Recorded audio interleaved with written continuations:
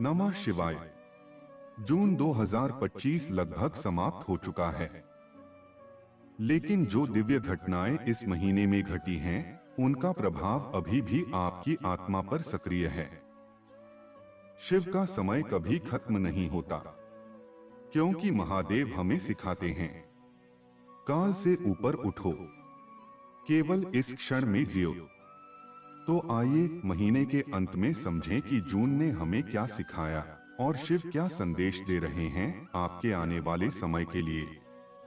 22 जून को अंबुबाची महायोग हुआ, देवी का तप, प्रकृति का मौन और शक्ति का जागरण। यह इशारा था कि जब प्रकृति रुकती है, तब भीतर की ऊर्जा सक्रिय होती है।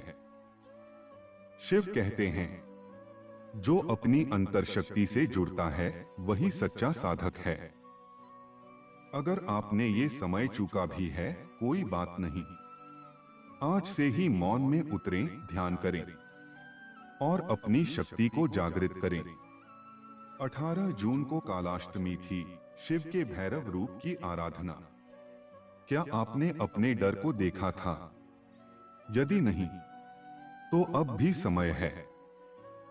शिव के इस रूप का संदेश है, जब तक तुम भागते रहोगे, भय पीछा करता रहेगा।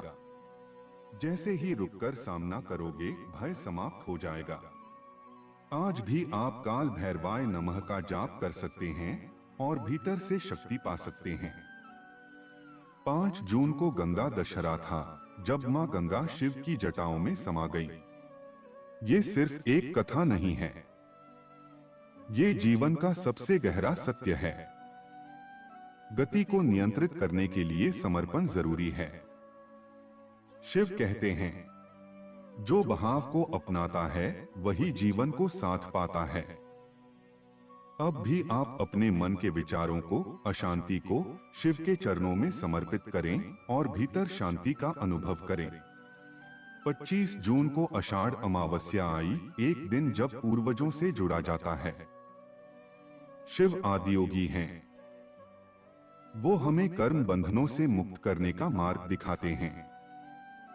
उनका संदेश है, अपने कर्मों को देखो, स्वीकार करो और फिर उन्हें समर्पित करके मुक्त हो जाओ।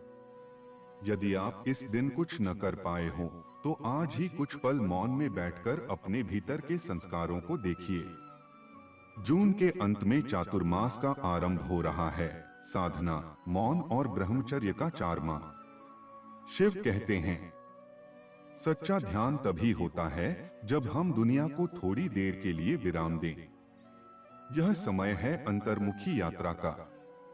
अब से अगले 4 महीने आप जितना भीतर उतरेंगे, उतनी बाहर की उलझनें स्वतः समाप्त होंगी।